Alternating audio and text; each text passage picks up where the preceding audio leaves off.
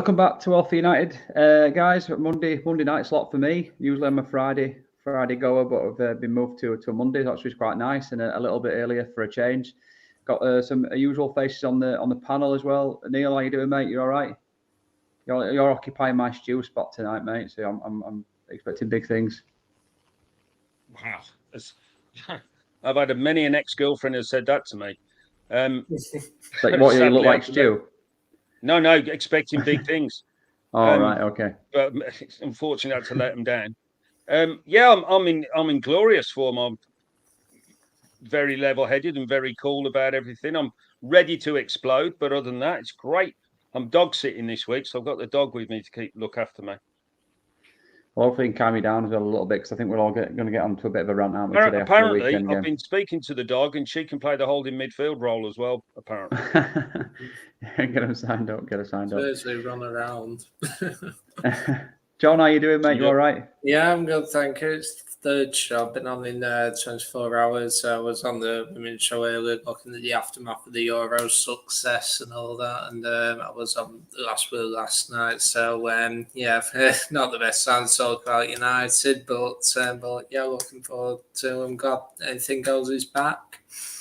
Yeah, good. Yeah, I mean, like I say, it's a different slot for me on a Monday. Usually, it was John before, but obviously we're occupying the Monday slot, so it should be a good one, especially after the weekend. Plenty to talk about. Annoyingly, negative things to talk about, but again, still stuff to talk about. So, Mr. Torn, how you doing, mate? You all right?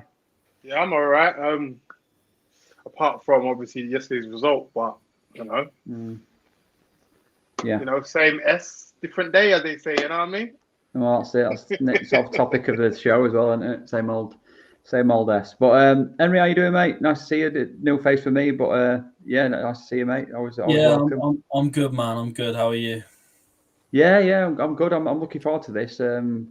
It's as much as I would love to have been talking about a good result. I think I'm looking forward to getting into some topics for a change and not talking about the Frankie de Jong saga for the fifth night running. So.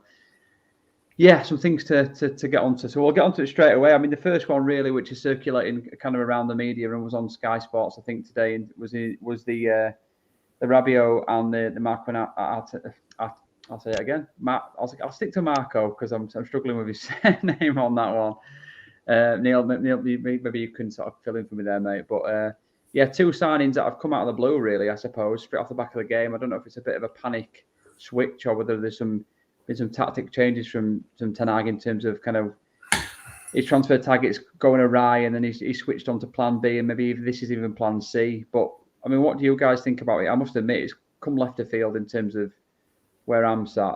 I wasn't kind of expecting these two names to crop up anytime soon, so it's come as a bit of a shock that we're so close to signing them.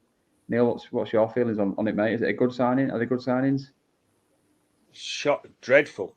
Arnautovic. I mean, it's been a long time since West Ham fans have phoned me up. I've got a couple of mates who are West Ham fans and just taking the piss. I can't have that. I mean, I can accept the Mickey take off the big clubs, but I'm not having West Ham fans taking the piss.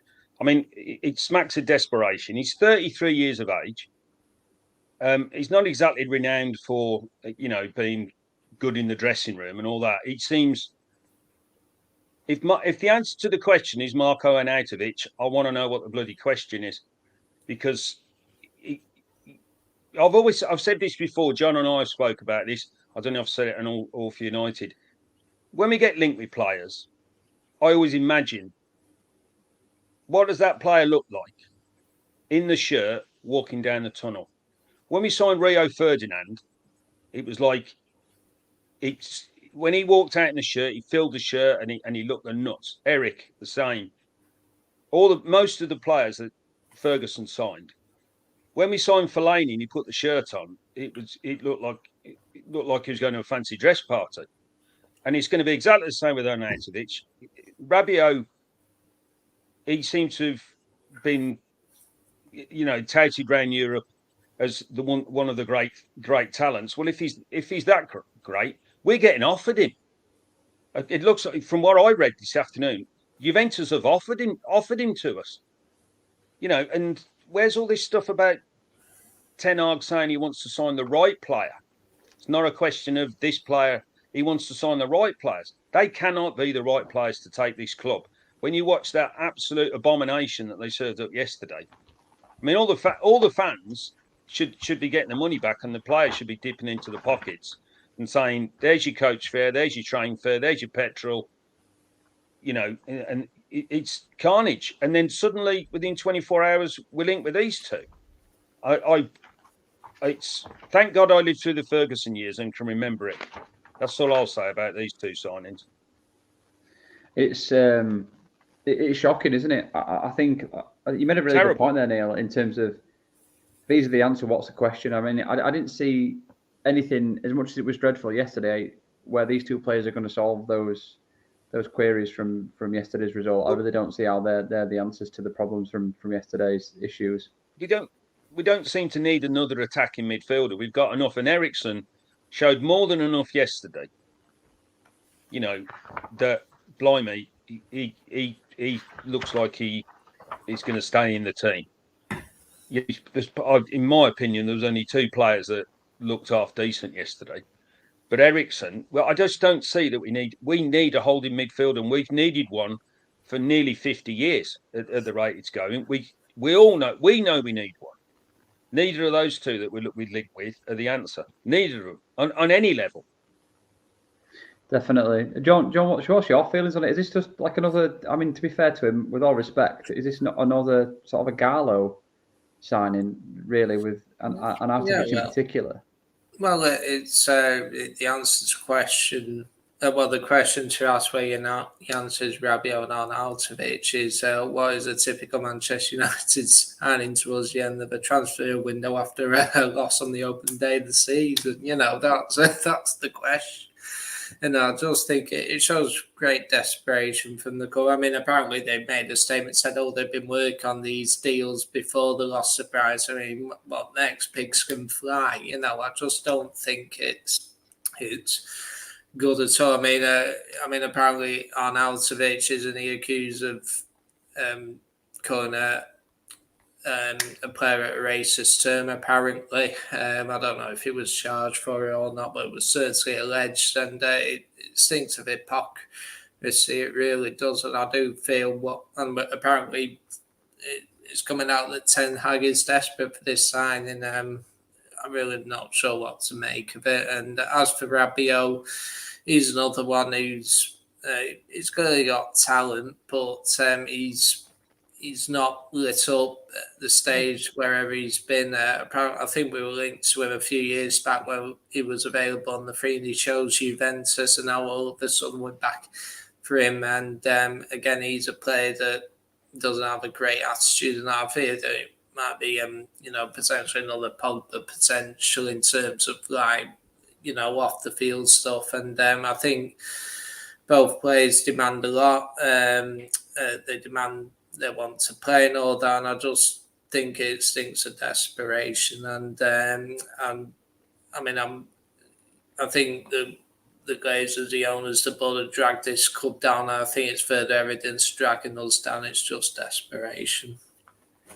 Terrible desperation. Like you say, it comes with far too much baggage, and you feel like that. Like West Ham, like clubs that he's been at before, have kind of moved on from him as well. I mean, even improved from those types of players, and we seem to be why we're arcing back to a signing like that. I have no idea. Emily, I'll come to you first before I come to Mr. Tom. What's your feelings on this signing? Do you agree with the lads there that it is just a pure desperation kind of signings, or do you feel like these two players can do something and improve the squad? Well, the only thing that they'll do, both of them, is cause absolute carnage within the club. And you look at Rabiot, his mum's his agent, and apparently she's had a history of getting the numbers of players and coaching staff before, and then threatening them after games and stuff. She's just a piece of work. And then Arnautovic will probably come in, abuse a load of people, and headbutt someone in the changing room. So I can't imagine when we got told at the start of the transfer window that United were looking at player profiles before they signed anyone. The complete opposite has just occurred. They're not looking at player profiles. They're looking at the cheapest option, which we already knew anyway. They're looking at the cheapest option, I mean, Rabiot makes no sense. I think he's got a year left on his deal, and we're going to sign him for like 15 million quid. A guy who he can't get in the Juve team. The Juve team's pretty garbage as it is, and he can't even get in that side. So, we're doing a swap deal in terms of. I mean, I said a few months ago on All for United to the United fans, be careful what you wish for. And I think that's kind of coming true because we've just got rid of Pogba, who, although, people didn't like him, he's a lot better than Adrien Rabiot. I can assure you of that. He's a lot better technically. He's stronger physically, and he's also got a better mentality than Rabiot. Rabiot seems to call his mum whenever something goes wrong, and she throws her toys out the pram, and it just causes chaos. So, I mean, it just speaks volumes about where the club's at the moment. That we're looking at other teams going for top class players. Chelsea have just spent 62 million on a left back who doesn't need a wing back who doesn't who's going to play left centre back for them, potentially a backup left back if they want him in that position. So we're looking now at cut price options, but the profile of player it's so off, it's so bad. We did all these campaigns, United as a club did all these campaigns, we're anti-racism and we're anti-homophobia and we don't accept sexist remarks and things like that. And then you're signing a player who's got a history of sexism and racism. What on earth are this club doing? I am aghast. If Ten Hag's recommended Arnautovic as a player profile who he thinks will fit perfectly into the club, then we've got a problem with the manager. But I don't think he has. I seriously doubt that this is on him. I think the club have gone to him with a list of between 33 or 32 and 38-year-old strikers and gone, which one's the cheapest and which one's going to be the best value for money in terms of what you're going to get on the pitch. And I just, that's all I can think. I can't think anything else. The clubs, this is the worst I've seen it. I thought it couldn't get any worse after we, got a worse Premier League points tally last season. But then we're now potentially getting not even a backup midfielder. He's like 5th or 6th choice. And we're getting a striker who nobody wants. And we're going to pay 10 million euros potentially if we try and get him. Ridiculous. Definitely, mate. I mean, I completely agree. I mean, it just seems to be, after all the sort of issues we seem to have got rid of in terms of exiting the club, the Lingard kind of saga with all the potential leaks that he was creating, all the kind of disharmony that he was presenting to the club, all the issues that we had with Pogba, just a lot of the peripheral players at the Andres Pereira who ended up going, a lot of the older players ended up leaving, and then we kind of set back into that rut again when we're bringing on players who have a bit of baggage and have these issues surrounding them, and it just seems a little bit naive in my book. Just kind of moving on to some of the comments. Baines is there watching us. Just said good to see Neil on the show, enjoying a glass of red wine as always. Nice to see you, Bainesy, as well in the chat. Just a couple of other people agreeing. Sim said, obviously, can you imagine him not taking the knee pre-match? Obviously, I'm sure that wouldn't happen, but that obviously would cause a bit of an issue. Boyd, nice to see somebody's watching from all the way from Zambia as well. Nice to see you, mate. Nice to see there's some support for the channel as well further afield. That's nice to see. Just to come into Mr. Ton really, and I suppose my kind of question with these two signings as well, and I'm sure you'll kind of add to this, Mr. Ton, is that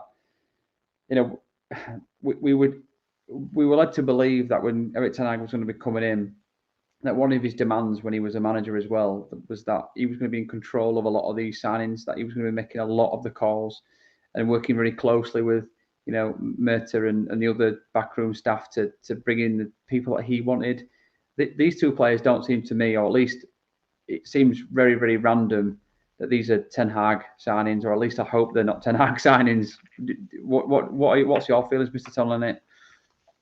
So there's 3 angles I could look at this.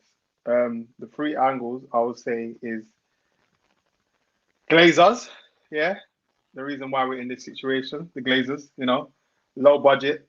That's why we're doing Poundland shopping right now.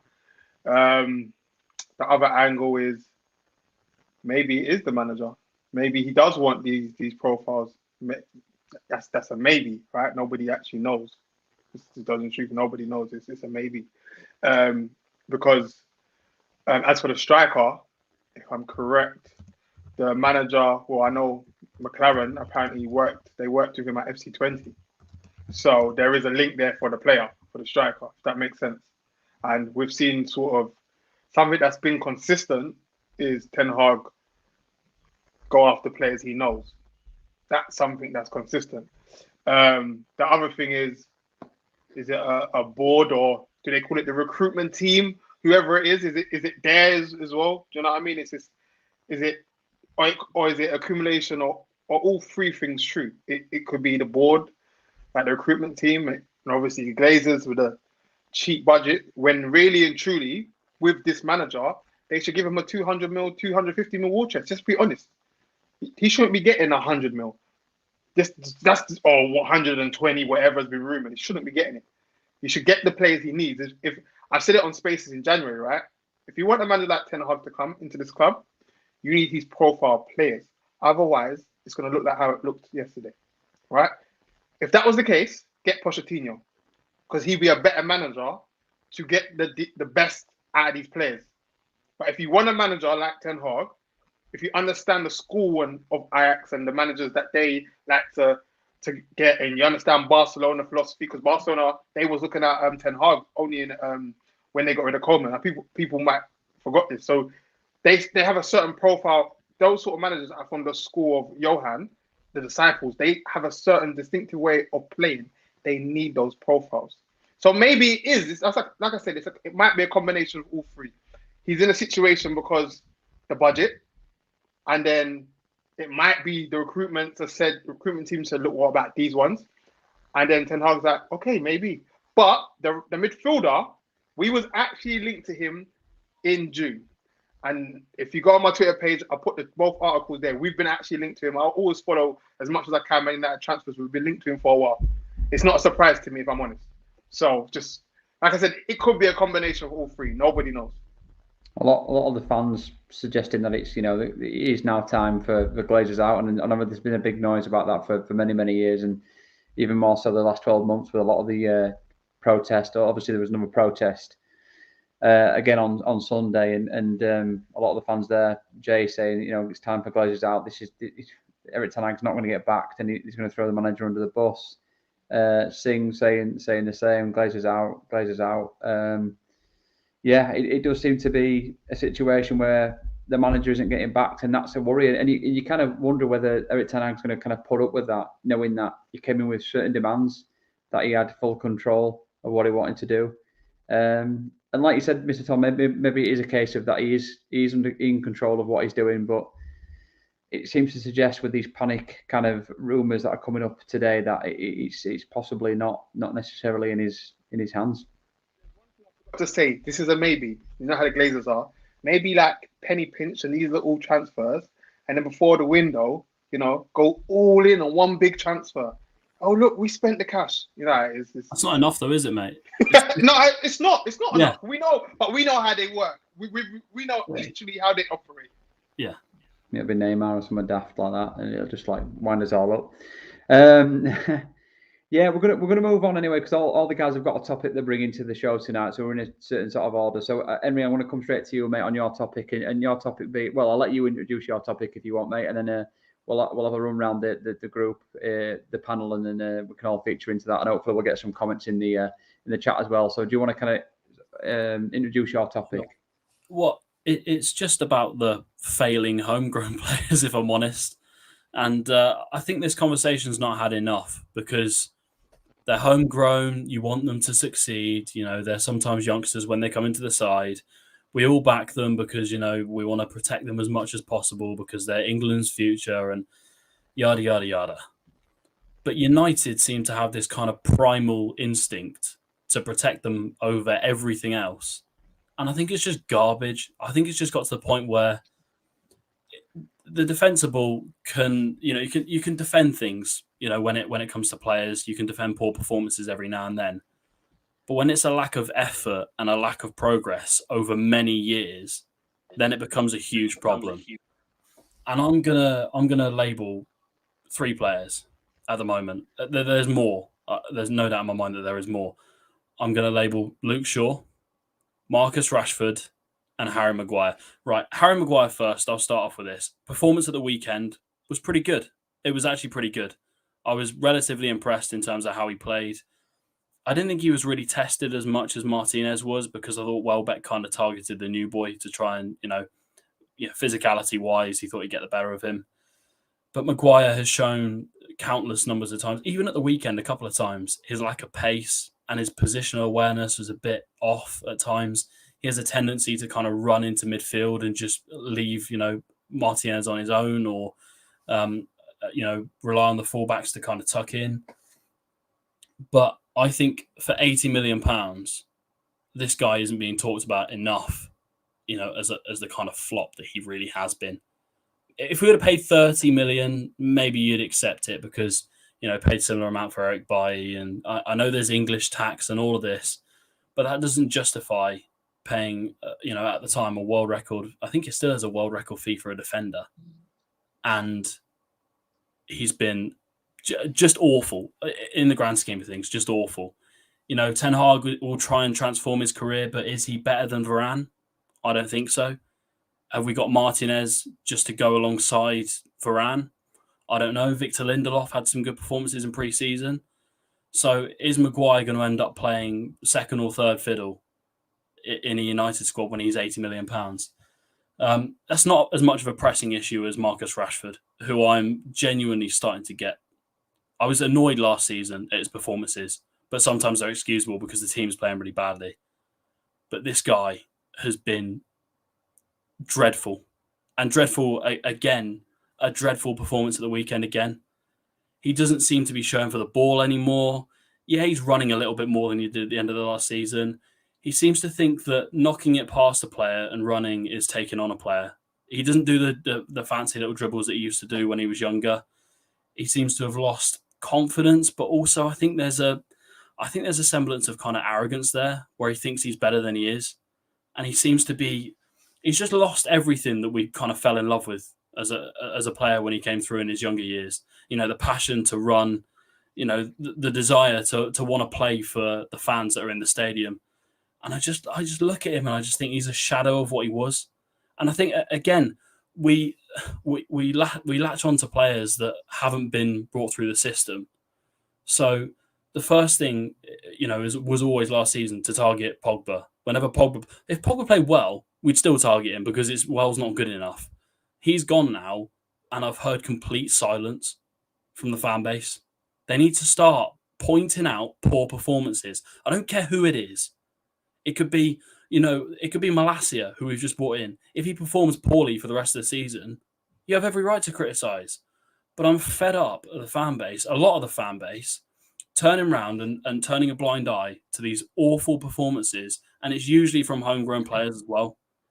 Now, I love United, and I love the idea of bringing through youth and having a team that's, that's got the ability to go and win trophies with youngsters. The idea of the Busby Babes, you bring players through and they become the starlets United. But if they're not good enough, stop putting them in the team. And if they're not running, stop putting them in the team. And if they're not playing for the badge, stop putting them in the team. I can just about take a lack of quality.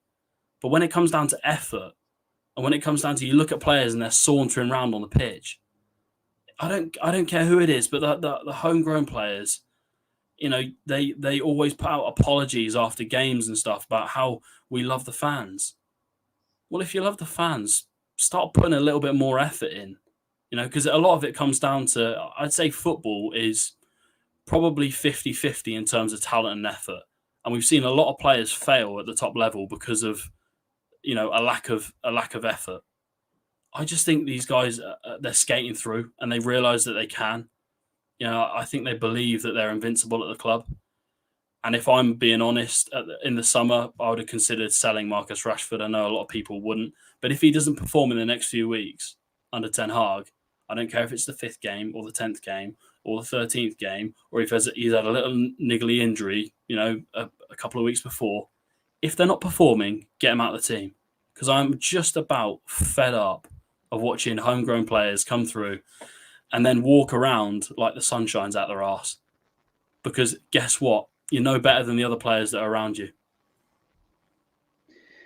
Yeah, I mean, wow. I mean, Henry, you make a good point, mate. I mean, I think especially with Shaw, just to touch on Shaw very quickly, which I think, to be quite honest, the time's come now, and I think that performance on the weekend showed. Unfortunately, I'm a massive fan of Shaw's, and I think the levels that he's got in his ability is above anything else we've got in that position in the club. But unfortunately, his fitness levels are nowhere near, and he's got to be at 100% fitness levels to compete, and he can't attain it. You know, most players are quite naturally fit, and they can have a few weeks where they do a bit of pre-season and they're 100% fit, and then they get a few games under their belt and they can perform. Shaw just isn't that player. He's got to constantly work at it, constantly be, working in the gym, I'm sure, and to get to that point where he's fit enough to play. And evidently on the weekend he was poor. His crossing was poor, his delivery was poor, his tracking back was poor.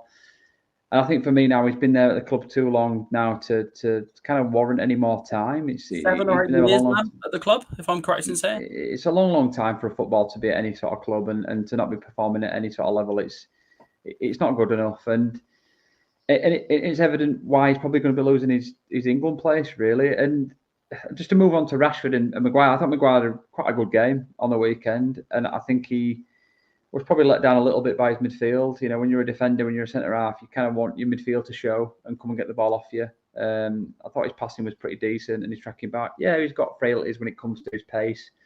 I'm not necessarily defending him, by the way. I think we've got to get away from the price tag. Well, yeah. I mean, I'm kind of 50-50 on him, Neil, if I'm honest. I think he's got all this season to prove himself. You can't blame any player in the world for the price tag. No, it's not. I cannot blame. Yeah. No, Henry, you've had your speak. Yeah. But you cannot blame any player in the world for the price tag. The price tag is what it is. The price tag is what the selling club wants and what the buying club's prepared to pay. It's irrelevant. It's irrelevant to the player's performance. Now, you said, Henry, that you weren't targeting the players, but you did. You targeted 3 players. Maguire wasn't crap at the weekend. And when you say he's taking the ball into midfield, what about the thought? Hang on, you've had your speech. Yeah, what about the thought? What about the thought that Ten Hag's asked him to carry the ball into midfield? I'm talking without. Have you ever thought that's a possibility? You must have misunderstood me. I wasn't talking about with the ball. No, I heard every single word you said, Henry.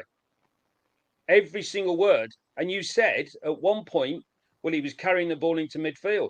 Ten Hag might have asked him to do that. I said he ran into midfield to try and get the ball off someone and left a massive gap. Well, someone's got to go and get it, and he's the captain of the club. And I tell you what, the typical toxic fan base of this club, we get a new manager and no one's given a clean slate at the start. I spoke to John on the phone last night. We had about 40 minutes on the phone, me and John, and we were talking about the weekend. And I said, new manager, clean slate. Everybody should get a clean slate. And I went after Shaw. I said, I've been a big fan, John, but he's got to go. Wasn't good enough. And no player at the start of the season is 100% fit, because they'll never last the season if they're 100% fit. If you think the players are 100% fit on the first game of the season, then I'll have half a pint of what you're drinking and I'll drink that every day, because they're just not. You have pre-season to get some miles in your legs to get yourself up to pace. Listen to what Ferguson used to say about his players. His players used to peak from January onwards. I'm sick to death of the toxic fan base going after this club. The club's in the shit. Absolute shit. If you don't think the club, and I've seen the club worse than this. You say this is the worst you've seen the club. I'm older than all of you. And in some cases might be older than 2 of you put together. I remember us getting relegated. This is how bad this club is. I was laughing with a mate of mine. I've got a spare ticket. I offered it John to the Southampton away game. At the moment, Southampton away is a 6-point relegation game, because that's how bad this club is. But I'm sick to death of the fans, the toxic fans that this club's got targeting players. They're all Manchester United players. They should all be targeted as one. They die as a team. They live as a team. We've got to get off this targeting players. Shaw wasn't good enough yesterday. And you threw if you want to throw Rashford under the bus, then fine. But Maguire was probably, after Eriksen, the best player. His distribution was good. He hardly missed a tackle, and people blame him for lack of pace. Do you remember Terry Butcher? Probably played 80 games for England, had zero pace. Steve Bruce, zero pace. But they had better players against him, and Maguire's positioning wasn't bad yesterday. And he played with a centre half who, let's be honest, should have been sent off. I mean, Martinez, the left-sided centre half, he should have been sent off. There was no two ways about that, and we should have been 3-1 down at that stage. Can I ask for what? I'm confused as to for what. What, you didn't think that was a penalty on Welbeck? It's penalties double jeopardy. You can't get sent off for a penalty anymore unless it's a really. You can for a second yellow. You can for a second yellow. It wasn't a yellow card. He was already on a yellow, Henry. It wasn't a yellow card. Right. Well, no. When you give away a penalty, you get a yellow. Just to keep it on topic in terms of like. But I'm fed up of fans throw this toxicity with this, and Twitter's to blame because it's easy just to write 140 characters and then just send it off, and then that's all right. It doesn't matter. I love this club more than pretty much anything in my life. But I'm sick to death of the toxicity. And if it comes to the point where I'm not asked to be on another show, then fine. But at least I'm going to go out. Can I ask you a question? What's the difference between highlighting a player and what Match of the Day or Sky Sports do when they highlight players' weaknesses? There's no difference, mate. I'm being honest with you. There's no difference. That's not targeting a player, mate. That's not targeting a player. You, as football fans, whether it's in a barbershop, whether it's in a pub, where it is, people sit and debate about football and individual players. That's what we do. That's what we do, mate. I know. No, it's not targeting no one. That's what we do. I'm not saying a horrible. Okay, I'll answer the question. They're not to the standard of United. That's all. Hang on, I'm answering this question. I'll answer your question when you've asked it. I've never been to a barber shop, as you can probably agree. Right? But understand, I don't care what the pundits on Match of the Day say. I don't care what the pundits on Sky Sports say. I see what I say and I hear what people say. And if the Sky Sports lot want to target players and pricks like Simon Jordan on TalkSport and all those sort of channels want to target players, they just do that for clickbait. We lead. Sky Sports led with us all day today, and we lost. They can't live. The media can't live without United. So I don't give a damn about what the media says about United. I care about the club. I care about what's going wrong and what the future is. And I'm fed up, and I'll fall on this. And if Ben says I've had enough, then I'll go. But I'm fed up with the toxic fan base. And we do target players. Henry, with all due respect, you said you weren't going to target players, and you named 3. No, Malacia came on, and he was a shit show.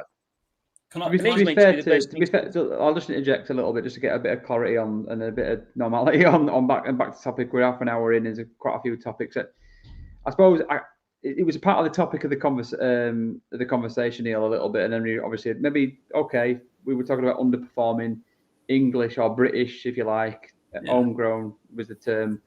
Players. So obviously Maguire comes into that topic of conversation. Shaw's not homegrown, and nor's Maguire, by the way. But in terms of like homegrown, in terms of English or British players, not necessarily like class as homegrown players, aren't they? In the squad. Yeah. So in terms of that, we're just talking about that. I think personally, looking at the 3 players you've mentioned, I would say Aaron Maguire's. He had a good game. Aaron Maguire on the weekend, and I think equally, he performed and played. He's got a lot to prove. Still got a lot to prove this season, and I think he'll do that. Shaw, I think he's had enough time. If I'm honest, I think he's had enough time, and I think Malacia and other players deserve a chance. By the way, in terms of Rashford, I'd say he's clearly massively off form at the minute, and it's frustrating. I think in terms of the ability that we know that he's got and the ability that we know he's shown previously, I think he should be playing better. And I think on the weekend it wasn't probably necessarily just down to him individually because of the dynamic of pulling the ball forward from the back forward was really poor. Sancho had a poor game, if you want to look at it that way, in the same respect as Rashford. Sancho was a ghost, but I don't see him getting mentioned, by the way. No, I could have gone for five, but I could have gone for McTominay. Why didn't you then? As well. Why didn't you then? We're 35 minutes in, Neil. Let's move. Let's Wait, move on. You pick the easy target. I know John might want to have a say. I might want to have a say. Go on then, John. You know what I mean? Yeah, let's move on to John on this one, and then we'll come to you, Mr. Ton, on that one, and then we'll move to John's topic. Go on, mate. Yeah. Well, I think obviously it's a big season for several of those players. I do think what's important to say, I do think both Neil and Hennard have made some good points. I just think that I do agree that the toxicity in the fan base towards certain players, it's not helpful at all. I think it's now at the point where you saw it yesterday with certain individuals. I think some of them are petrified at Old Trafford now, because they know if they have a bad game, they're going to get abuse online. And I personally think it's not helpful to them as people. I know you can say, well, they're United players that should deal with it and all that. I do get that, and I do agree with that. But I think there's fear in a lot of the players, and that was evident yesterday. It's evident from last season. And I do think there are certain players who I think their time is up, on borrowed time, and some who need a big season. I put Rashford in the category. He needs a big season. He was, awful last season. Obviously, Maguire, he too didn't have a great season. There's pressure on him as captain and all that. I do agree with Henners and Neil. I do think Shaw's had enough time now. I think that I will play Malacia from now on. And but I just think you've got to try and support the team, and it's not helpful to be going online and messaging saying, "Oh, this player's shit, this player's crap," and all that. It's not helpful, I don't think. And of course, we get frustrated as fans. We get bored. We get angry at times. I'm the worst for it at times during the game, but I think there's a responsibility for us to channel our frustrations and that. I mean, there were people kicking off in the stadium yesterday again. There were fights taking place in the Stretford, then it's like, is this really what it's come to now? If we want our team to do well, we've got to try and make Old Trafford a fortress, and for as long as it continues, as long as we keep abusing the players and and all the toxicity in the fan base, that it's not going to happen. And obviously, it goes back to the Glazers and all that, which is separate. But we do have a responsibility to channel our frustrations and support the team whenever we play, and obviously criticise them if they have a bad game. But let's not make it personal. Sorry, Mr. Sonia, do you want to? Thanks, John. Thanks for that, mate. I totally agree with you. By the way, I think resorting to violence. I mean, I was at a game. I'll just really quickly add to this, where I think I went with my son at the time. I think it might have been the Chelsea game last season. He's still your son, isn't he, Reece? He's still my son, yeah. But I think it was my son at the time. He was my son at the time. Yeah, it's like a really bad dad panel joke show, this, isn't it? Sometimes now. Thanks for picking up on that one, mate. Yeah, I'm a good dad.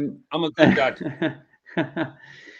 But yeah, we were there at the game, and then there was protests going on, and it was quite an intimidating situation where other basically fans turning on fans. That's just not what you want to see. Really getting to the point where everyone's angry, everyone's frustrated, and fans are turning against fans. Really, where there's pockets of different United fans who may have been there longer than some other fans. Some other fans can't make it to the ground, so they're better fans than other fans, and it's just. I just don't agree with it, and it kind of really, like I say, bleeds into all these views that we've got about the club. Mr. Tom, I'll come to you, mate, on this topic, and then we'll wrap up, and then we'll move on. We'll move on. So yeah, you have your say, mate. Yeah. As for I don't see an issue with talking about players and talking about performances. I don't see an issue at all, because when Paul Pogba was getting slaughtered for how many years, yeah, and then it was once all of a sudden it was any British player, everyone's now, don't slaughter the British players, but Paul Pogba, you can bash Paul Pogba all the way to the bank. It's no problem. I'm not here for all of that. I'll be honest with you. I'm not here for all of that. I'm in my 30s. I've got 2 kids. I'm a parent. I don't give a F what how old anyone else is. Brother, I don't care. I'll talk I'm about whatever player. I'm the same with Neil, all players. wait, Neil, I They're let you toxic. speak. Neil, I let you speak. Please, mate. I did let you speak.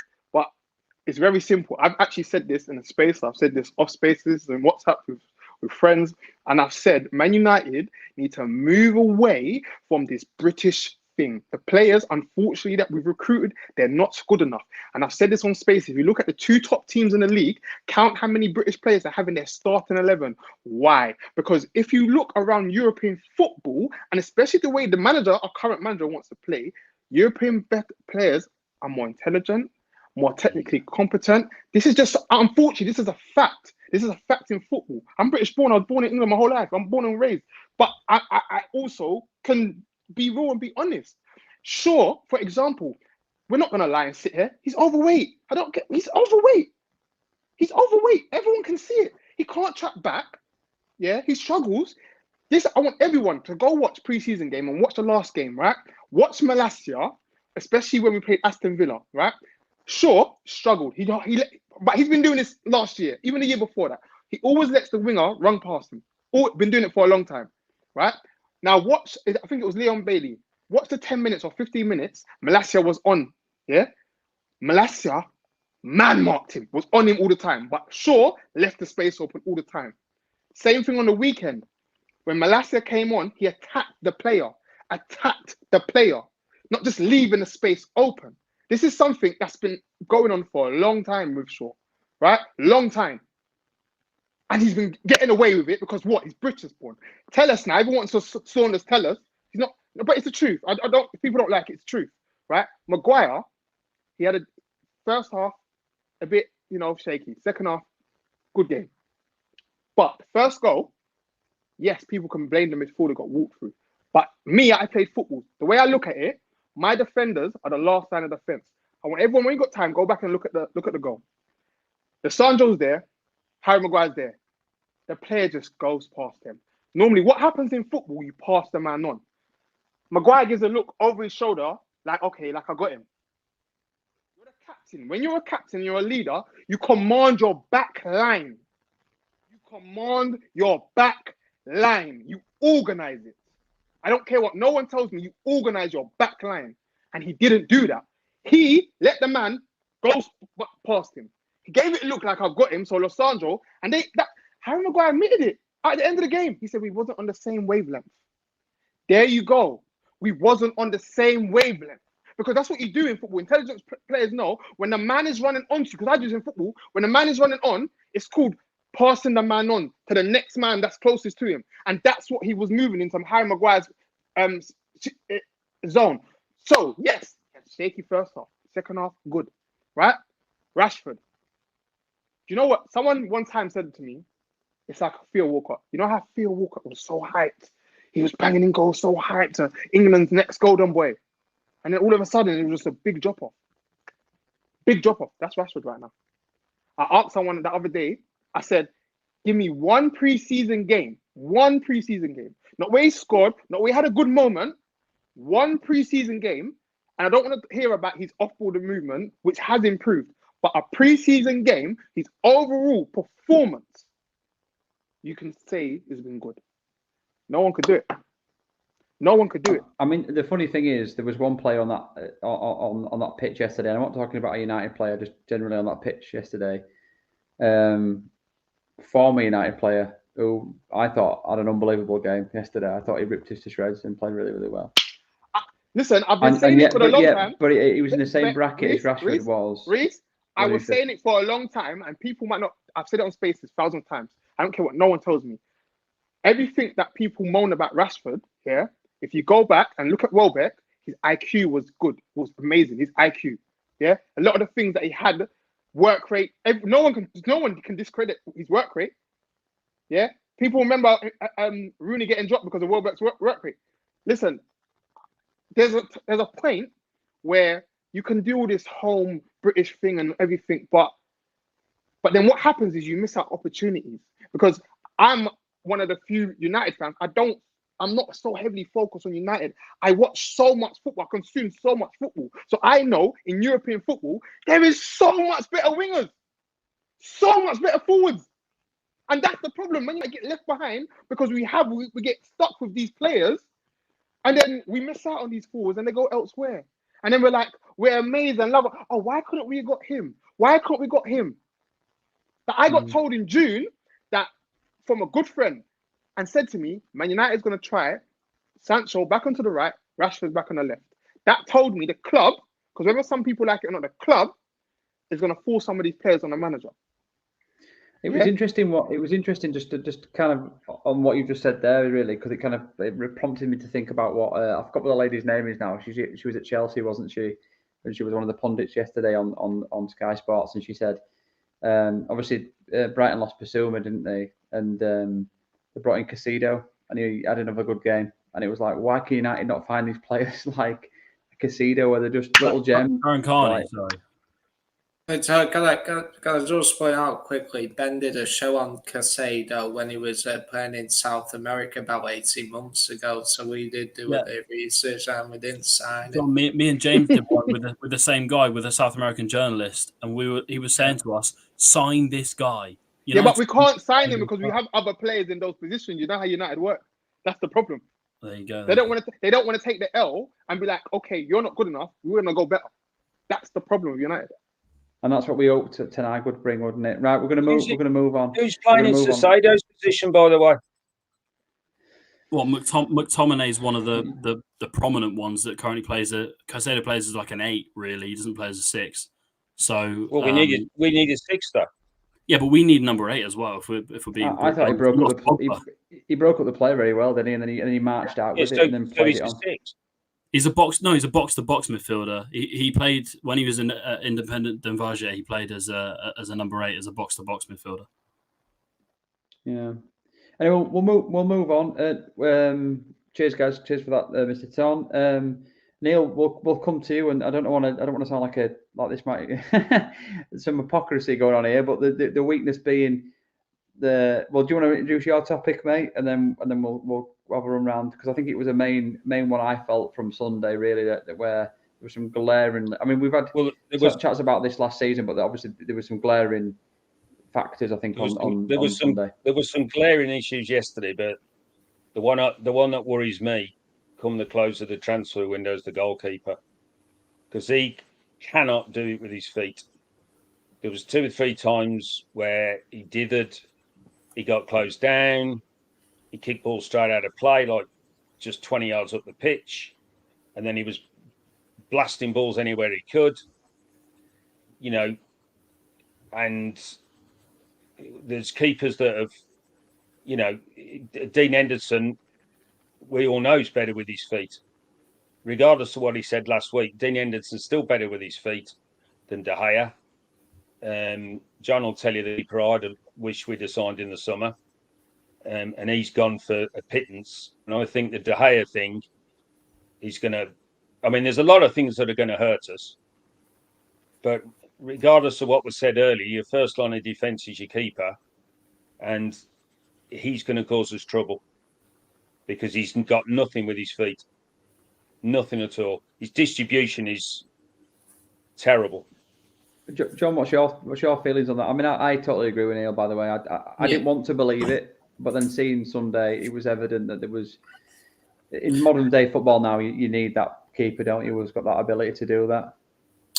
Yeah, definitely. I think it's we've always known his distribution isn't the best to hear and that, and I do think that I think you look at the Henderson thing at the injury, it looks as though he was looking to go before Ten Hag even came in. So I think it may be Ten Hag gave the blessing for Henderson to go, but I do think that. But that kind of falls and with the hair bit. I do think, if he stays beyond next season, I think next summer he probably will look for another goalkeeper. And I do think there are issues. We all know Day's he's been a great shot stopper. He's possibly the best at it. But in regards to his distribution and the way Ten Hag wants to play football. I don't think he's up to that standard, and he has been a brilliant servant for the club, and I think he's stuck with us. He's been very loyal to us, but I do think you got to have an eye on the future, and I do think next summer you're gonna need a new goalkeeper, someone who has good shot stopping ability, but also who's very good at distribution. I can't see Henderson coming back. Mendy. Yeah. Mendy. Go get Sanchez. The Brighton keeper, Rob Sanchez, Yeah. who's now above De Gea in the pecking order for Spain. 25 million they're talking about Brighton potentially accepting for him. That's a steal. Okay, what about if we want him though? You're looking at 40 million if we want him. I get there's United tax, but at this point, the Glazers are going to have to put their hands in the pockets and just pay for it, because De Gea will jeopardise our entire season, because Ten Hag relies on. They're not going to buy another keeper when they're paying £500,000 a week. No, that's the point. I know. That's one of my other points. Yeah, I'm not, and I'm not saying that they will go and buy him, because De Gea's on 375 grand a week, which is ridiculous money for a keeper in the first place. I think he's the highest paid keeper on the planet, if I'm correct in saying, which is utterly ridiculous in the first place. But the guy, I said it last season, I got hammered for it because he had really good shot stopping ability and was keeping us in games. He'll do that. But I can guarantee you one thing is that he will not distribute well and set up any goals for United or keep the ball very well. I'll go. I think any player. I think any player has. You can say any player's poor, especially one that's being paid, as you said, almost £500,000 a week, and he's been poor for a while. He's never been able to play with his feet. Ferguson brought him as a shot stopper. And he never claims crosses either. He doesn't really come for crosses, or he gets bullied because he's not physically big enough. So a replacement for him, I would have we didn't want to let him go to Real Madrid at the time, understandably so.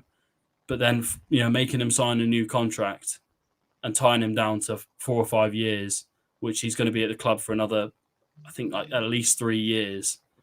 You're going to have to cut our losses on this one as well, because it's an investment that won't pay off.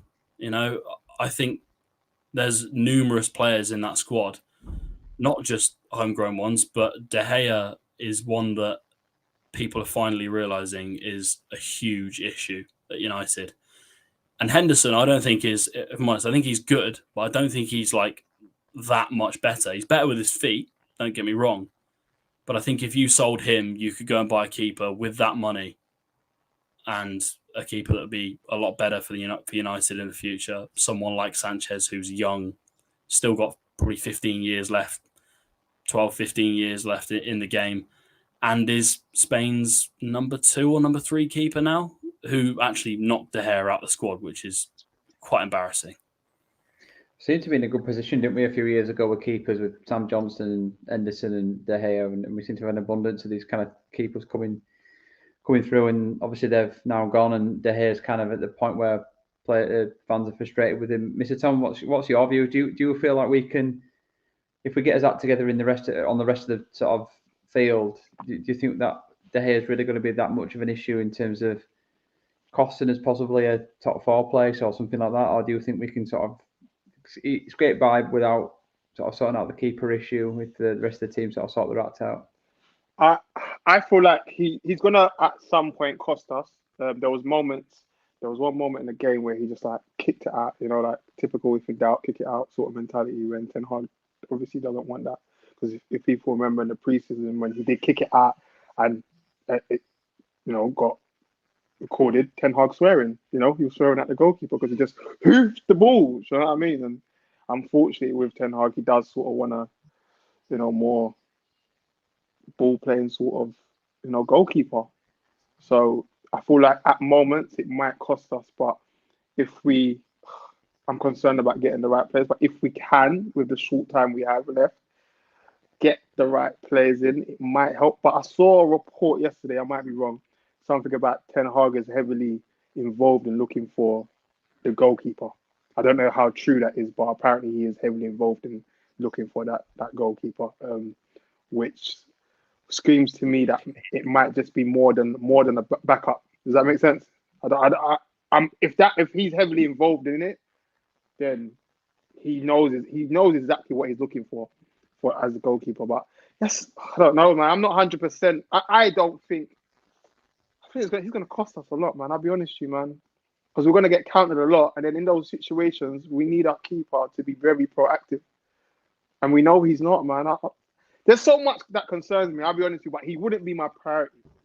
There's so much more that concerns me than him. I'll be honest with you. He's not my first priority, but he will be on the list. I think there were days where we maybe drop a couple of points because of the issue that we have, or we don't go on and win a game because of the fact that he's not getting us forward quick enough. So there's issues there. Whether I think he's a calamity as such, I'm not entirely sure of that. I just think what he doesn't do is give you a basis and a foundation like most teams now who, let's be honest, most teams are pressing these days, aren't they? Even the weaker mid-table and lower table teams are fit enough to press. So you're under pressure from the kickoff and from the goal kicks, and so you need a keeper who's going to be able to be that kind of extra outfield player for you. That's going to give you that outlet ball, and you can't do that. And it was evident again, like Neil said a couple of times on Sunday, where he panicked and he had to go out of play. So it's frustrating. I don't think he'll cost us, but I think it's something that I think for next season we have to address. Obviously, I don't think it's going to get addressed this season, and I don't think it's something that I just don't think we should be targeting to address this season, especially for the next how many weeks of the transfer window left? 2 or 3.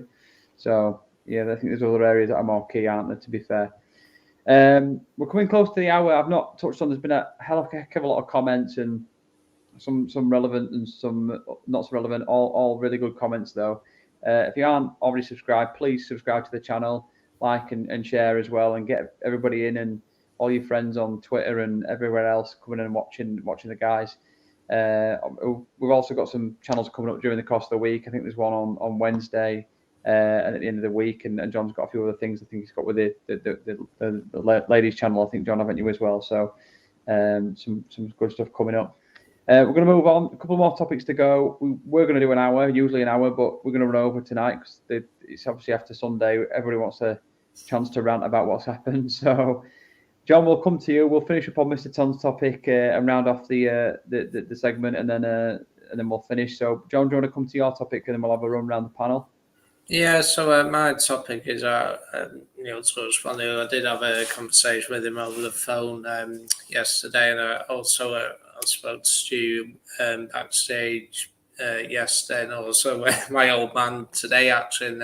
And one of the things that was brought up was that of Martinez and potentially being someone you can move towards midfield. Now, it was noticeable yesterday, even though it's only one game, that I was a sense of he did look a little shaky at times. I did think overall he did okay. He was lucky to not give away a penalty in my view and that. But I do think what was noticeable was his passing and his distribution. I thought, particularly in the second half, some of the balls he played, the long balls, now I thought I can see why we got a good player in there. And I do think that he has his main position with Ten Hag at Ajax was central, or maybe to the left side, and also, but he has played in the defensive midfield position. I just think overall his passing range was very good, and I'm just wondering whether you think whether he might potentially be someone who could slot into that defensive midfield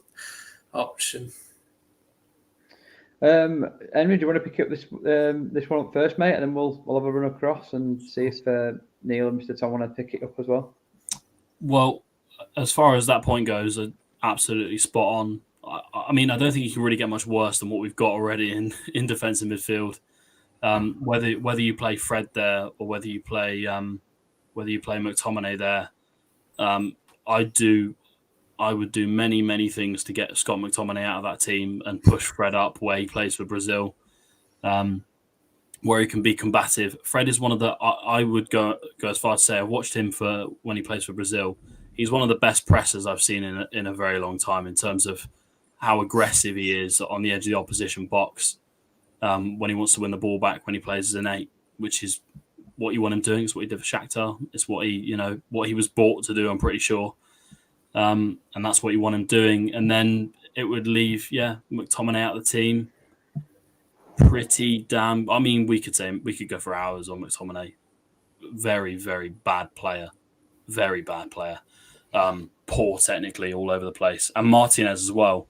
He proved that he was good enough, as John said yesterday, proved that he was good enough on the ball. He was good enough off the ball as well, which is one thing that I noticed.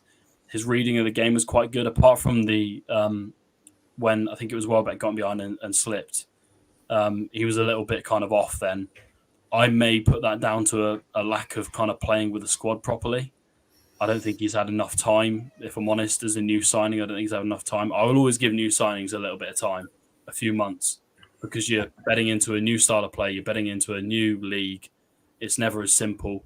But I thought he did well, and his spatial awareness is really good. I think he was Ajax's player of the season last season, if I'm correct in saying. And that speaks volumes in terms of what Ten Hag thinks of him. I'd have him in the defensive midfield role in a heartbeat.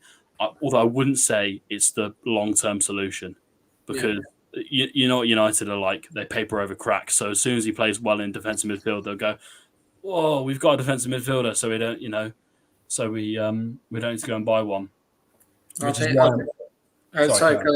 just make a quick point. I do think his positional sense was key, because I noticed, as the game was being closed out, that Sanchez was looking to play Welbeck, and we all know Welbeck had a good game yesterday, but Martinez was the last man, and I felt he dealt with Welbeck pretty well towards the end of the game when it was 1-1 when we were chasing the game, and I do think it was a good battle yesterday, I thought, and I felt that he overall did okay with that.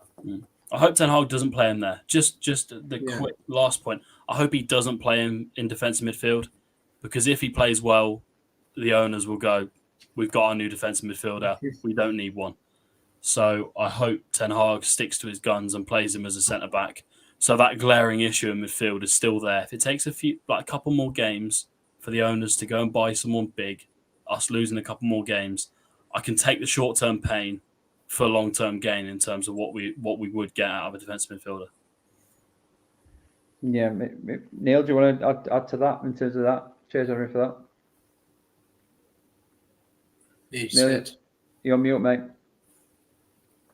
I think he might be the answer centre midfield, because my worry about him playing centre half is he's 5'9", and any striker over 6 foot is going to target him every single game.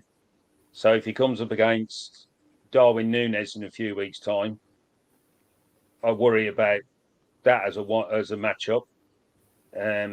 He comes up against Haaland. He comes up against Kane. I mean, you could just go through the league if you want. I think his issue is there's only one defender I can think of, 5'9", that was any good, and he's the only defender I think to win World Player of the Year. So Cannavaro. Right? Yeah, Cannavaro. So I think he played well yesterday, and if that's the partnership, it wasn't the best of starts because they made mistakes. I mean, Harry admitted that afterwards. But I just seem to, with these owners, they might say, well, we've got X amount of centre halves. We've got Varane sitting there paying him God knows how much money a week, so they put Martinez in midfield. It would allow the fullbacks to completely bomb on all the time if he's playing as a classic holding midfielder. Just the club at the moment, and John and I did speak about Martinez last night, but my issue at the moment is there's just problems all every single position on the pitch there's a problem. You come out of the game yesterday, and if I worry for Martinez because he looked good, and if you put him into centre midfield and then we sign a centre midfielder, then he's got to settle back into a centre back position, and you need your centre backs to be on the same wavelength as soon as possible. You need your defence to be set. So I think there's a big call coming for Ten Hag. I'm glad he's getting the money, and I'm not having to make the call, but there's a big call. I think there's a big call coming around where Martinez plays. No, I'd agree, Mr. Tom. What's your views on that, mate? I don't see Ten Hag playing him in midfield at all. Before he went to Ajax, he only played midfield. I think it was once or twice. If you tried to find any data or any scouting apps or anything, there's no data. There's not much data there.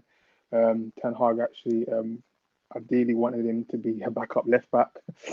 Tried him at left back, didn't really work. Obviously, then played him at centre mid. But the reason why he couldn't get in the team at centre back at the time was because of Blind. Once he got his opportunity, shining, that was his position. As for concerns against Haaland and Nunes, he played against them in the Champions League, performed quite well against them. And Ten Hag actually said it himself. He doesn't have the stamina or energy to play midfield, and that was in their league, and this is the Premier League. So I personally, I don't see it happening at all. And I'll be honest to you, the fact that the manager's already stated that, that's himself stating that in that league. I don't see him unless it's like a serious, desperate situation where a player's injured and he needs to cover, then maybe. But I don't see it happen. I'll be honest to you. There's been loads of players with them heights. Mascherano plays centre back. Carlos Puro, Frank de Boer. There's quite a few Dutch players that were centre backs that high on the 6 foot. It's funny how a lot of the teams that don't really care about height are normally possession-based teams, if that makes sense. Look at what Barcelona just done now. They bought a player the same height, Koundé. That's what possession-based teams don't really care about all of that, I'll be honest with you. It's just about dominating the football and controlling the game and defending by keeping the ball. No, it's some good points. Really, really, really good points. Strong points, and it like I say, I mean personally, I felt like it was a bit of a Eric Bailly type performance, wasn't it? And I know there's a lot of massive supporters of Eric Bailly where it was like there's some brilliance there. You can see his brilliance, and equally some howlers there in his performance. And I'm sure that will kind of get a little closer to getting some sort of consistency when he gets a run of games under his belt. So I liked him. I thought he looked all right. What was interesting, I think, stripping away from kind of the issues that he had during the game and looking at the bigger tactical side of the performance yesterday, was clearly we were struggling in the midfield. And when that got changed in the second half, when Eriksen dropped deeper and he was able to control the game, and then Martinez was able to cover for Maguire and be that pacey defender against Maguire's positioning, we worked quite well together and we dominated the ball and we sort of got in the opponent's half and kept him there. Granted, Brighton were 2-0 up and they were stepping off the gas a little bit, but we seemed to control the game a little bit better in the opponent's half. I mean, games of football are won and lost in the midfield, whether you like it or not. They are won and lost in midfield. And that's where we weren't controlling. I thought it was, I mean, we're not talking about the tactical side of it, as much as we're going to come on to Mr. Ton's topic in a second and he'll introduce that one. But I felt that the tactics were all wrong yesterday, really, really wrong from Ten Hag, and I think he waited far too long to change them. Personally, especially now when you've got 5 substitutions to make, I think you need to be making those changes a lot sooner. But no, some good points, guys, on that. We'll run on to Mr. Ton's topic now, anyway, because I've always been itching to tell us all about his topic. So we'll this is the final topic of the night, so we'll get onto this one. I'll run around the panel. And then we'll finish up, guys. So, be sure to get your questions in. If I do see a few questions in towards the end, we might be able to answer a few if we have the time. So, Mr. Tom, do you want to go introduce your topic, mate? Yeah, basically, my topic is it's why this is why I probably disagreed with what Neil said earlier about giving these players a clean slate, because they've shown me under different managers they don't stick to the game plan. Ralph alluded to it many times after games. Players were writing back to type, and I've alluded to it on the channel about pre-season. I saw too many players reverting back to bad habits and type. And it's funny enough, after the game yesterday in Ten Hag's press conference, he got asked about the game plan, and obviously his English wasn't the best, and he alluded to the fact that the players didn't stick to what was said before game. So there's a one denominator here: is the players. Are these players either not intelligent enough to follow instructions, or not smart enough to follow the instructions, or they're just not technically competent to follow instructions? I'm at the point where what why is it they can't follow instructions from a manager? Ralph alluded to it, and now Ten Hag has said it after a press conference. I want to understand, can someone answer this question, why the players don't follow or stick to the game plan of what the manager sets out for them? Well, just a question back at you there, Mr. Tom, in terms of yesterday's game plan. And initially looking at that formation and that team, I mean, 20 minutes in, I can't remember after 20 minutes that Brighton were 1-0 up. I think it was around a 20-minute mark when they went 1-0 up. And then shortly after went 2-0 up. But you could see in the first 20 minutes of that game, it wasn't working. We'd got Eriksen in surely to be a ball retaining deep midfielder, not deep midfielder, 8, 6, whatever you want to call it, but at least sitting in that middle of the park, retaining the ball and playing it around. In the position he was, that was surely the massive issue to start off that game, and that's kind of where things needed to change initially. Fred made a series of mistakes. McTominay wasn't having a good game. Could you blame the players or can you blame the system?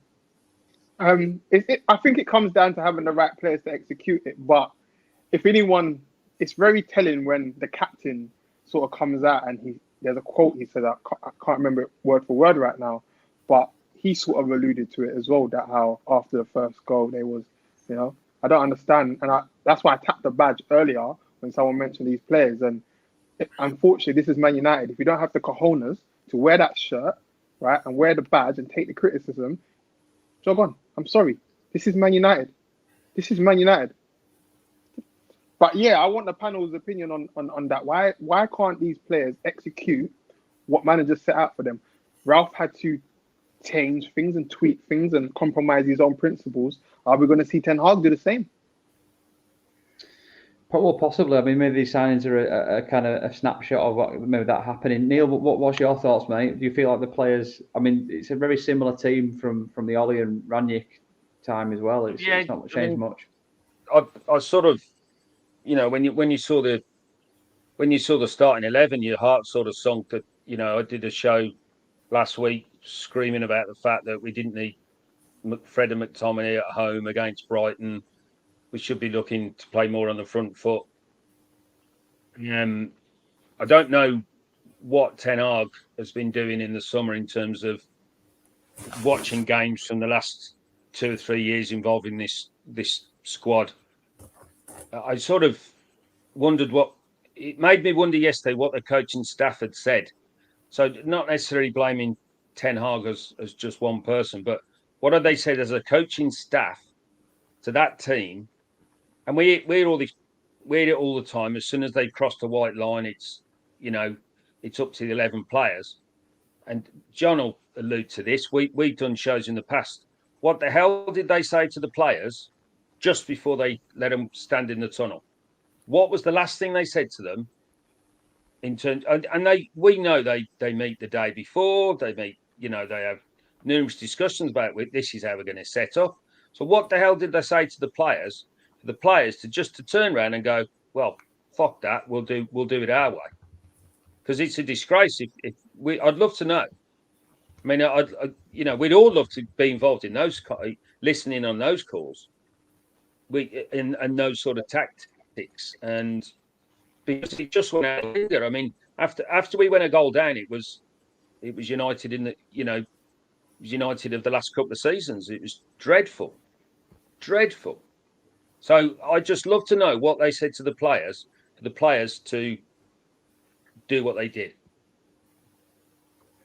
No, I totally agree. I mean, I think I kind of alluded that on a Spaces as well, in terms of, somebody said, "Oh, do you think Ten Hag's kind of used this as a way of showing that Fred and McTominay aren't good enough, and that he's played the system, and it's showing everybody now that he can make drastic changes?" I thought, what a load of shit. I mean, like you just said there, Neil, has anybody been watching the last 3 years of this team getting produced or getting put out there, the same sort of team? Did anybody watch last season? Did Ten Hag watch tapes of us last season? If he did, then he would have been seeing that lineup pretty much been put out every week and seeing the same result.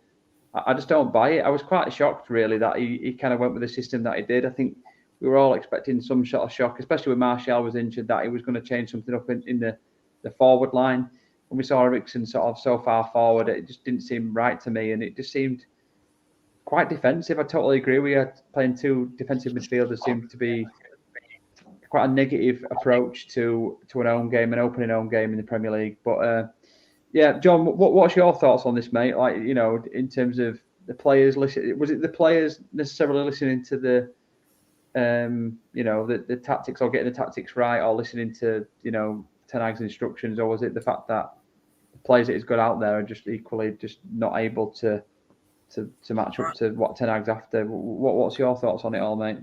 Well, I personally don't think this squad of players are capable of adhering to this. What you've also got to factor in with these squad of players, there's been no continuity with the managers we've appointed over the years, both Fergie, and we have a product of virtually, if you think of the past decade or so, where we have a team full of players from different managers who play different styles and everything. And for those who've been here a while, it's like they appoint one manager who plays this way, then they'll appoint another one who plays a different way and everything. And then added into that also, as I touched on earlier, I just think there's a fear factor with the players. I don't think some of these players enjoy playing at Old Trafford and that. And I just think Ten Hag has said that he wants to play good football, but fearless as well. And when you cross that white line, you've got to go out there, do your job and that, but enjoy playing football. And I just don't think enough of these players enjoy playing football. And I just think also that a manager can't, if you're full of fear over what the fans are saying and all that, so, getting abuse and all that, a manager can't remove that. And I think it was evident yesterday again. I mean, at times in pre-season we did play well, but as soon as first game of the season at Old Trafford, we don't start well the first 10 minutes, and all of a sudden the players freeze and they just lose their shape. They go back to playing the way they want to play, and it is selfish the way they want to play. And I do think that it's not. I don't think the squad of players are capable of playing Ten Hag style. It will take time, and it's why you got to back him, sufficiently. And it's going to take time for him to build his own team and that, because ultimately a lot of these players are sadly not good enough. And if we're talking about winning titles, that won't be for a few years, and I doubt many of them will be part of that next United winning team, if anything at all. So, but yeah, I think the players have a responsibility. It's on them. As soon as they cross their line, they must do what the manager asks of them. It will take time, though. I think this season, even though we lost yesterday, we will have games where we play badly, but equally, I do think there will be some games this season where we do play well and that. So only time will tell. But yeah, that fear factor has to go, in my opinion. Yeah, definitely. I mean, I think it's pretty. I think it's pretty basic, isn't it, in terms of kind of what we need. I mean, the team that we put out on Sunday was pretty much the same team that we've seen for the majority of the season, and I don't think any of us expected kind of the performance that we saw in the first 45 minutes. But equally, I don't think we were particularly shocked. I think it's just kind of deja vu. But Henry, what's your thoughts on it all, mate? We'll finish up on you, and then we'll wrap up. But yeah, what's kind of your thoughts on the players and the tactics, and whether the players are up to scratch? Well, I think it's quite clear that as soon as they face adversity, they fold. These players, they can't hack it. They can't hack it if you can't hack it in front of 75,000 fans at Old Trafford, then it's quite simple. You shouldn't be playing for the club. It doesn't matter whether you've got the talent. It doesn't matter whether you've got the physicality or whatever. If you can't hack attitude.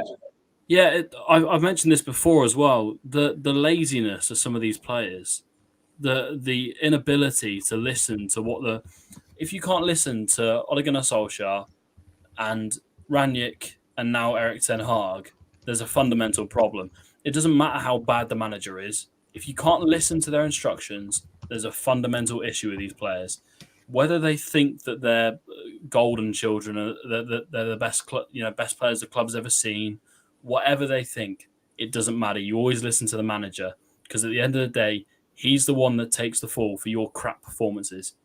He's the one that is going to take the blame for their awful performances. And if they perform badly for the next few months, Erik ten Hag, could be in trouble.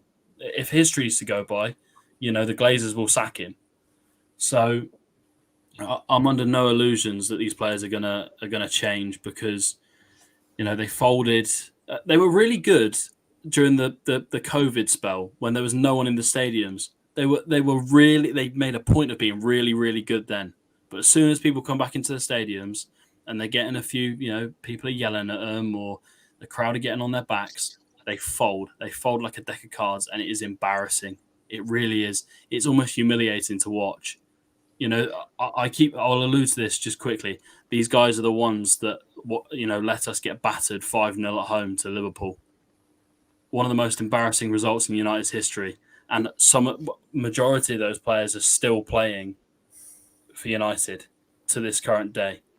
So I can't imagine they're going to, if they can get that low and still put the shirt on after that and still claim they're good players, I can't imagine that they're going to be successful for the club in the future. Yeah, it's a shame. I think, like I said before, in terms of kind of where we're at or where we were at last season, I think we all knew that there needed to be big changes. And granted, there's been a lot of players leave, but that starting 11 doesn't seem to have been affected too much, does it, by this window? Now, Ten Hag's got a lot of work to do, and we all said we've got to be patient, but it's not been a very good window. There's still a few weeks left to go, and hopefully there'll be some changes and good ones and good impacts to that first 11. But doesn't anybody find it slightly ironic that our owners are Glazers and yet we've had a crap window? Well, no. Obviously, there's the main reasons for that bad window, aren't there? That. We'll just finish up on a question. Actually, we'll have a quick run round. I want a quick one line kind of from everybody on this question. Really, starting with Neil, and we'll go around to John, and then Mr. Tom, and then Henry. The issues with our club is obviously plentiful there, Jarvis says, but what should Ten Hag's number one priority be? I suppose we'll say what's his number one priority now in terms of getting this squad round from that result to the next game, which is Brentford, is it? The next game. So what's his number one priority? What has he got to sort out between now and do you know what I'd love to see? I'd love him to make a couple of decisions that scare the shit out of the fan base and go, fucking hell, he means business. Because at the moment, there seems to be and a magnificent toxic fan base started it yesterday on Twitter. I read some bloke saying bald bastard had got to go and all this, and it actually wasn't they weren't targeting me for a change, but I'd love him to make a couple of decisions like completely out of left field. I don't know, just make a couple of decisions that make people stand up and take notice and think, God, this guy really does mean business. That's what I'd like to say. I don't know what those decisions are because I'm not on 8 million quid a year. I don't get out of bed for less than that. But I'd love him to make a couple of decisions just to scare the squad. And if it costs him a defeat at Brentford, like Henry was alluding to earlier, we're not going to win the league this year. We're 80-1 to win the league, and that's a skinny price, by the way. So I wouldn't even suggest going each way on that. But I think what Henry alluded to is if we have to take a couple of steps back, but scare the rest of the squad that he's prepared to make the tough decisions, because he's going to have to make them sooner rather than later. I'd rather he made them sooner. Let's get this show on the road, for God's sake. Yeah, I'd agree with that. I wholeheartedly agree with that. And what I see, I mean, the thing is with the sub situation now, I think he's got an ability to do that and then and swap and change it around as well. So, John, what's your thoughts? What's he got to be Ten Hag's main priority between now and the next game? I think he's got to get the right players playing the right system. By which I mean, I've said on the show last night, don't pick McFred again. You got to try and get get the midfield right, because that's where the midfield is won and lost, where the game's won and lost. That's for me has been an area I'll pick Malacia over Shaw, and get a couple of other players. I think what he's got to do is make as Neil touched on, make a statement. Some of those individual performances were not good enough yesterday. I think what he has to do is take a couple of them out of the team and say, you play like that again, you're not in the team for weeks, and I think he's got to make some changes, and I think he'll never be more powerful in terms of being able to pick a team which is acceptable, and he'll have the fans backing him and hopefully spur reaction. I think one thing I would say I missed, and Henna's made the point earlier, I think one mistake which I think he has made is, I personally think he should have sold a big name from our club, not one of the ones that are out contract like Varney, Pogba and that. If he should have stamped authority, whether it be someone like De Gea or Rashford or Bruno or even Ronaldo, he should have come in to the club and say, I want one of those players out. And he should have done that, in my opinion, because that would have meant he had more authority, and that will make the team think, right, well, if he's not good, if he's doing that, my place might be vulnerable in a year's time, and I think he's probably missed out on that opportunity. No, I agree with that, John. And like I say, I think you're right in terms of the selection. I think he's really got to sort that out for next time, and probably following on from Neil, make probably a few shocks, I think, and stir the squad up a little bit. I'm sure in training this week there'll be some hopefully some shocks in training anyway, and hopefully gets his message across. Henry, coming to you, and we'll finish up on Mr. Ton on this. What do you think is the priority for Ten Hag for the next game? Well, I would kind of agree with the others in terms of making a statement. I would drop De Gea and put Tom Heaton in goal in a heartbeat. Better with his feet, if I'm being honest. Also very good at claiming crosses. Has played for the lower clubs. Brentford are going to bomb that box. They are going to absolutely bombard it with crosses, I bet you. Just to target. Ivan Toney's going to get a lot of ball in it, Henry. And their fullbacks are very, they push on very high. So I can imagine their long throw specialist where they put Sorensen on, whether he's going to. They're two centre halves. They're two centre halves, and Tony are going to. Wow, that could be fun. That's what they did last time. It's on the TV, isn't it? Saturday night. Yeah, it is. Yeah, 5:30. That's my weekend ruined again. What? Jesus. Why can't it be on Monday? Why don't the club just make a big statement and they get Roy Keane on like a 1 week contract to go in there and scare the shit out of some of those players? No, because Roy Keane's got no credibility because he was a shite manager. He's a great pundit. He's a brilliant pundit. Don't get me wrong. Yeah, but he's failed as a manager. Well, anyone, who it is, Mascherano or something, to make 2 or 3. Roy Keane should have done pre-season. He should have done pre-season, and that would have scared the crap. Half of them wouldn't have turned up. I just want these players to be bent into shape for once, because I'm fed up of seeing the same problems recurring each week with different managers as well. Can't keep happening. So something needs to scare these players, and dropping someone might do it. But we've seen it before. It didn't really work with Ranić, so it's going to have to be. If you don't drop Fred or McTominay, then something's massively wrong. Let Bailly loose in the training ground and watch what happens. 6 players with ACLs. He could put his hamstrings on his boots up, though. I do wonder what with Fred and McTominay, but why do they keep playing? I don't know. Why do they sign it? There must be a reason. I don't know why. It is weird. It's like they must have something on the managers that come in every single time. They've done their own work, haven't they? It's weird. You know what this club needs? Can I just say this before? Sorry to interrupt. Do you know what this club desperately needs? A proper director of football. None of this bullshit about 2 guys running it. They need a proper director of football, whether it's Van der Sar, whether it's a Rio Ferdinand character. They need someone who's played the game, understands the game, and knows the type of players that the manager wants. And John has pitched this so many times to me.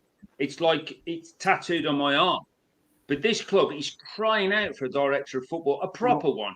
One that understands the game, for God's sake. No one would join though, would they? Because they wouldn't want to work under the Glazers, who were penny pinched. They would want to work under a stable system. But they would because they love the club.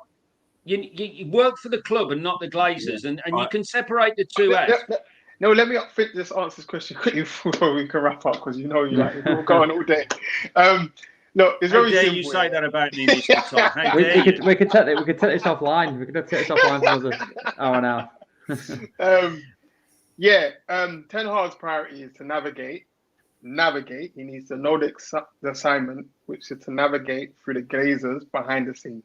That's what his main priority should be, is to try and focus on the football side of things and don't get caught up in the drama behind the scenes as much as possible. LVG alluded to it. Jose alluded to it many times, and why he said about this is why, this is the best achievement he had, because people didn't know what was going on behind the scenes. And I'm pretty sure Ten Hag is now realizing, how big this job is behind the scenes as well. So it's about navigating through the Glazers and trying to implement your brand of football with the being one hand tied behind your back, if that makes sense, with Ten Hag. That's the situation, and that he should make that his main thing and priority is navigating for the Glazers while they're here, hopefully while they're here. I mean, obviously that then sort of started maybe distracting from what he wants to be doing. That's the football side of it, and that's maybe why he does need a footballing director in there to support that and to allow him to do the things that he's there to do. But totally agree. Hopefully we'll see a reaction for the next game, which is, as Neil said, on the Saturday afternoon. So hopefully we're all in a better mood come this time next week, and we're talking about a decent result. So we'll see. Well, I'm going to have 40th after the game, so regardless of the result. Happy birthday, John. Anyway. Happy birthday. Who's that grumpy fella in the corner? I've aged 10 years and 9 months. So anyway, but happy birthday, John. You don't look a day over 52. Oh, thank you. Appreciate it. Thanks to everybody that's been watching the show. By the way, we've got 50 odd people. I think there were 60 odd people watching earlier on. So I really appreciate everybody watching, and if you massively appreciative of everyone. I think we've gone over the 6K mark now on YouTube, which is great. So the next landmark is 7. Can I just say thanks for those that have crushed me for saying Maguire had a good game, by the way? I don't think there was many of them. I've been quite battered about that. No. Can I just say thanks to all of you? Yeah, I mean, you could say that, Neil. Yeah, yeah. So, but yeah. So, thank you for everybody that's been watching. Thank you for anyone that's subscribed. We had a couple of new people on, actually. So that's been really good, and everyone that's been commenting, that's been good as well. Thanks to the panel, Neil, John, Henry, and Mr. Ton, as always. I don't know when the next show is. I think it's a Wednesday. John, I'm going to come to you, John, because you have a good mind on the schedule. Yeah, I think it's the preview for the Brentford game. John does more shows than Chubby Brown at the moment. Live every morning and night. To be honest, like Elvis at Vegas. He'd be doing the show at the end of Blackpool Pier at this rate. Not quite possibly, but show on Wednesday. Just a shout out to the women's channel as well. We did our final show on the women's triumph earlier about what the legacy could be for women's football. I thought, it is 2 hours long, but if you're intrigued by the Euros and the aftermath, then I would suggest you go and watch that. And it's the final show on the Euro success, and we'll start to do shows on pre-season and the eventual start to the women's season. So just shout out the women's channel. No, brilliant. No, thanks for that, John, and thanks to the panel. Next show is Wednesday. We'll catch you all on that one. Cheers, everybody. Thank you.